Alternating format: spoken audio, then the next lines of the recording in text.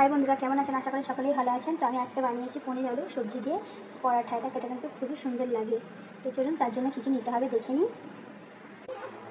আমি এখানে 2 বাটি আটা নিয়েছিলাম। রোজকার যেভাবে রুটির জন্য আটা মাখা হয় সেভাবে আটা মেখে নিয়েছিলাম, অল্প লবণ আর অল্প অল্প জল দিয়ে। এইভাবে দেখুন 6টা লেচি কেটে নিয়েছি। এটা এক সাইডে রেখে দেবো। এবার পরোটার স্টাফিংটা করে নেবো। আমি এখানে ছোটো সাইজের আলু নিয়েছিলাম। এভাবে গ্রেটার দিয়ে সরু সরু করে কেটে জলে পরিষ্কার করে ধুয়ে নিয়েছি।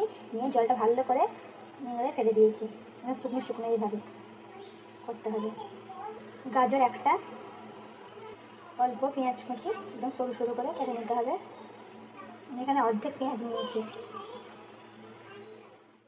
অল্প ক্যাপসিকাম কুচি, ক্যাপসিকাম না থাকলে এই জায়গায় একটা কাঁচা লঙ্কা সরু সরু করে কেটে নিলেও হবে। পনিরটা আপনারা আপনাদের হিসাবে নেবেন। গোটা জিরে, হাফ চামচেরও কম চিলি ফ্লেক্স, হাফ চামচ অরিগানো, হাফ চামচেরও কম লবণ।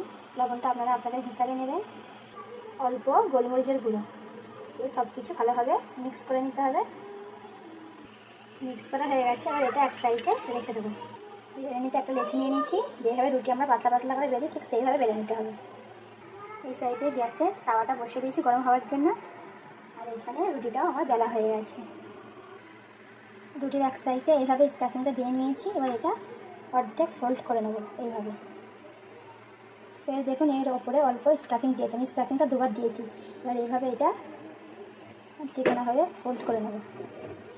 এবার 2 সাইডে অল্প অল্প আটা ছড়িয়ে হালকা করে এবার বেলে নেব।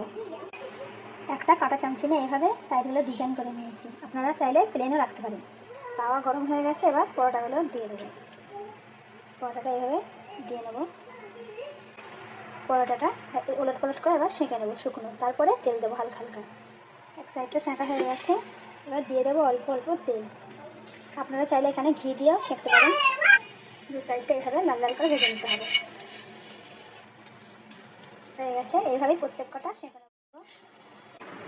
প্রত্যেকটা পরোটা ভাজা হয়ে গেছে। দেখুন দেখতে যত সুন্দর লাগছে, খেতে কিন্তু ততই দারুণ।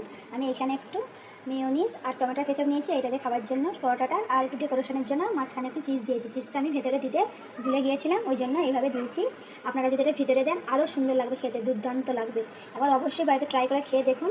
যদি আমার ভিডিও এবং রেসিপিটা আপনাদের ভালো লাগে তো অবশ্যই লাইক, সাবস্ক্রাইব এবং ফলো করবেন। Thank you.